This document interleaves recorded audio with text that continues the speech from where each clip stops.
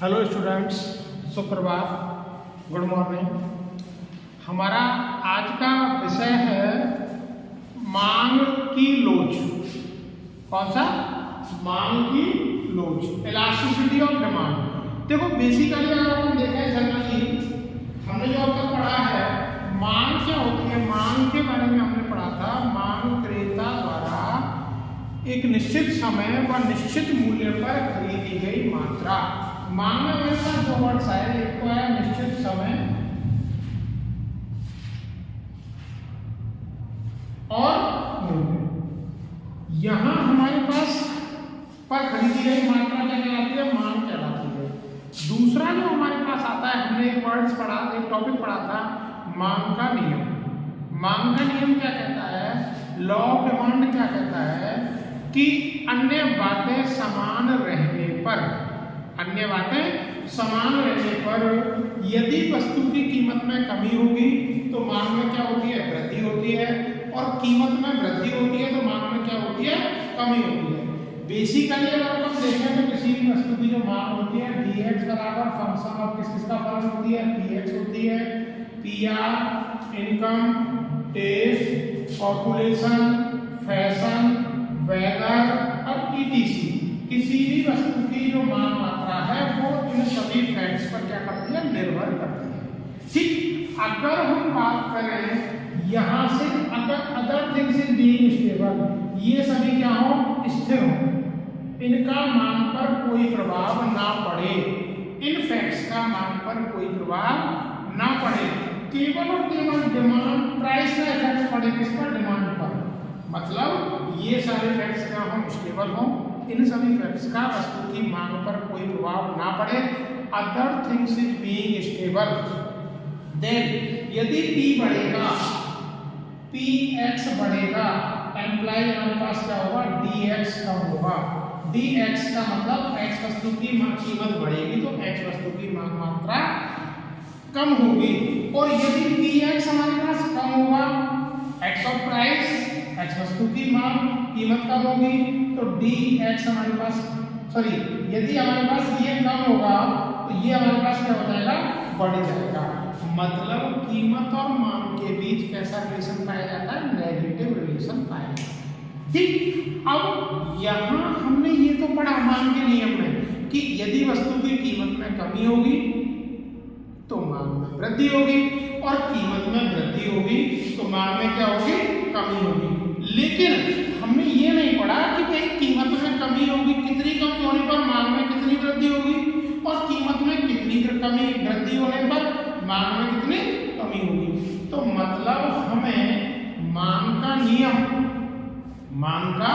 नियम जो है वो क्या बताता है? केवल और केवल मतलब एक नेगेटिव रिलेशन को तो बताया, लेकिन परिमाण को नहीं बताता, क्वांटिटी को नहीं बताता। तो उसके लिए हम किसका अध्ययन करते हैं? मांग की लोच का अध्ययन करते हैं। किसका अध्ययन करते हैं? मांग की लोच। अब यहाँ अपन बात करें तो मांग की लोच क्या होती है? किसी भी वस्तु की कीमत में आनुपातिक परिवर्तन के फलस्वरूप, किसी भी वस्तु की कीमत में आनुपातिक परिवर्तन के फलस्वरूप मांग मात्रा में होने वाले आनुपातिक परिवर्तन के अनुपात को proportionally change in price then proportionally change in demand. मतलब कीमत में आनुपातिक परिवर्तन के फलस्वरूप मांग मात्रा में होने वाले आनुपातिक परिवर्तन के अनुपात को क्या कहते हैं? हम मांग की लोच कहते हैं।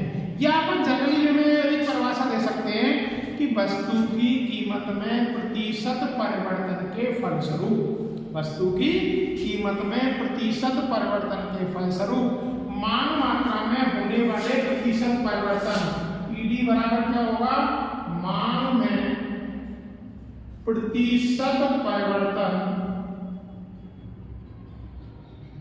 अपॉन कीमत में प्रतिशत परिवर्तन, कीमत में प्रतिशत परिवर्तन के फलस्वरूप मांग में होने वाले प्रतिशत परिवर्तन के अनुपात को क्या कहते हैं? मांग की लोच कहते हैं। इनमें से हम कोई भी एक डेफिनेशन मांग के लिए प्रेफर कर सकते हैं। अब मैं थोड़ा सा ऊपर वाले के बारे में बात करूं, यहाँ तो हमारे पास आ गया percentage change, then percentage change in price and ratio of demand, percentage change in demand. ठीक, दूसरा हमारे पास आता है मांग में आनुपातिक परिवर्तन, proportionate change in demand upon proportionate change in price. यहाँ अपन बात करें तो मांग में आनुपातिक परिवर्तन जो होता है वो होता है हमारे पास मांग में परिवर्तन, किसके बराबर होता है, मांग में परिवर्तन बटे प्रारंभिक मांग। ठीक, change in demand upon primary demand. दूसरा हमारे पास कीमत में आनुपातिक परिवर्तन को हम किससे डिफाइन करते हैं, इसको हम करते हैं कीमत में परिवर्तन बटे प्रारंभिक कीमत। ठीक, अब हमारे पास थोड़ा सा यहाँ पर चेंज आया कि कीमत में आनुपातिक परिवर्तन को किससे चेंज करेंगे, कीमत में परिवर्तन बटे प्रारंभिक परिवर्तन। यदि हम इसको शो ऑफ करें तो एम्प्लॉय हमारे पास देखो यहाँ से मैं यहाँ ले रहा हूँ थोड़ा सा नीचे, ईडी बराबर क्या होगा, मांग में परिवर्तन क्या होता है, डेल्टा क्यू। अगर हम क्वांटिटी को क्यू से प्रेजेंट कर रहे हैं, डेल्टा क्यू मांग में परिवर्तन, प्रारंभिक मांग को हम क्यू से प्रेजेंट करें अपॉन कीमत में परिवर्तन delta P upon P. That's हमारे पास जब चार डायरेक्ट होती है तो पहला और चौथा, दैट्स हमारे पास क्या आ जाएगा, P upon Q into delta Q upon delta P. यहाँ हम देखें यदि हमें किसी वस्तु की कीमत पता हो, किसी वस्तु की मांग मात्रा पता हो, कीमत में कितना परिवर्तन हो रहा है, क्वांटिटी में कितना परिवर्तन हो रहा है, तो हम क्या निकाल सकते हैं, मांग की लोच निकाल सकते हैं। क्लियर। अब हमारे पास नया जो आता है, थोड़ा सा हम बात करें मांग की लोच के बारे में, तो मांग की लोच जो होती है वो 3 प्रकार की होती है। कितने प्रकार की होती है, 3 प्रकार की होती है। एक तो होती है मांग की कीमत लोच।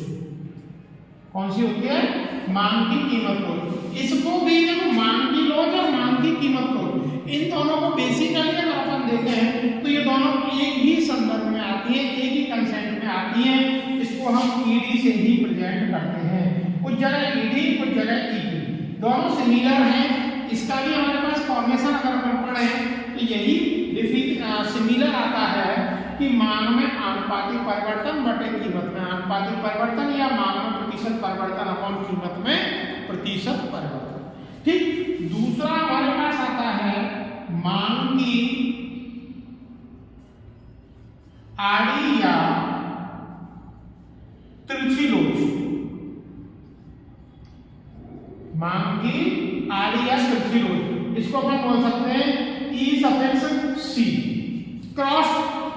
ई सफिक्स सी का मतलब क्रॉस डिमांड, इलास्टिसिटी और क्रॉस डिमांड। ठीक, ई सफिक्स सी बराबर अगर हम देखें तो यहाँ हमारे पास जैसे हमने यहाँ बात किया एक्स वस्तु की मांग में आनुपातिक परिवर्तन बटे वाई वस्तु की कीमत में आनुपातिक परिवर्तन। जैसा हमने पहले पढ़ा था कि आड़ी या तिरछी मांग क्या होती है कि संबंधित वस्तु हमने 2 टाइप्स की पढ़ी थी, एक तो थी कॉम्प्लीमेंट्री गुड्स और दूसरा था हमारे पास सब्स्टिट्यूट गुड्स। ठीक, तो यहाँ अगर हम बात करें आड़ी या तिरछी लोच की बात करेंगे तो ई सफिक्स सी बराबर, यदि हम एक्स और वाई 2 वस्तुओं की तुलना करें तो हम यदि ले रहे हैं एक्स वस्तु की मांग में आनुपातिक परिवर्तन बटे बाई वस्तु की कीमत में, बाई वस्तु की कीमत में आनुपातिक परिवर्तन। यहां अगर हम देखें तो एक्स और वाई वस्तु दोनों आपस में क्या है, रिलेटेड गुड्स हैं, मतलब कॉम्प्लीमेंट्री गुड्स हो सकती हैं या सब्स्टिट्यूट गुड्स हो सकती हैं। तो दोनों में परिवर्तन के द्वारा यहाँ अब अगर हम थोड़ा सा देखते हैं तो हमारे पास वही चीजें आ जाती है, delta Q x upon Q x बटे delta P Y upon p y. ठीक, तो यहाँ से हमारे पास e suffix c, e suffix x y कर लो या तो आप सी की जगह, तो हमारे पास क्या आ जाएगा, P Y upon Q X into delta Q x upon delta P Y. यहां से ये चीज हमारे पास निकलता है। तीसरी जो हमारे पास मान की लोच आती है, तीसरी जो आती है, थर्ड जो हमारे पास है, तीसरी मान की लोच है मान की आय लोच। मान की आय लोच, इसको हम प्रेजेंट करते हैं ई सफिक्स बाई से। ई सफिक्स बाई की अगर हम बात करें तो ई सफिक्स बाई क्या होगा हमारे पास, उपभोक्ता की आय, उपभोक्ता की आय में आनुपातिक परिवर्तन के फलस्वरूप यदि उपभोक्ता की आय के अलग अलग रेशियो पर, अलग अलग स्तर पर मांग मात्रा अलग अलग हो, उपभोक्ता की आय के आनुपातिक परिवर्तन के फलस्वरूप मांग मात्रा में होने वाले आनुपातिक परिवर्तन के अनुपात को क्या कहते हैं, मांग की आय लोच कहते हैं। ठीक, इसको हम ई सफिक्स बाई से प्रेजेंट करते हैं। तो ई सफिक्स बाई बराबर हमारे पास क्या आता है, यहाँ पे थोड़ा सा ज्ञान डिस्कस कर रहा हूँ इसके बारे में। ई सफिक्स बाई बराबर आता है Y upon Q into delta Q upon delta Y. Similar formation हमने कहां से लिया है, मान की लोच के फॉर्मूले से लिया है। ये हमारे पास मान की लोच की तीन प्रकार होते हैं। अब यदि हम देखें ठीक, अब इसके बाद हमारे पास हमें क्या करना है, ये जो मान की लोच है, मान की कीमत लोच है, मान की कीमत लोच की श्रेणियां होती हैं, डिग्री होती हैं, उन मान की कीमत लोच की श्रेणियों को हम अगले चैप्टर में डिफाइन करेंगे। जैसा इसकी 5 श्रेणियां हैं, उन 5 श्रेणियों के बारे में हम क्या करेंगे, आगे बताएंगे।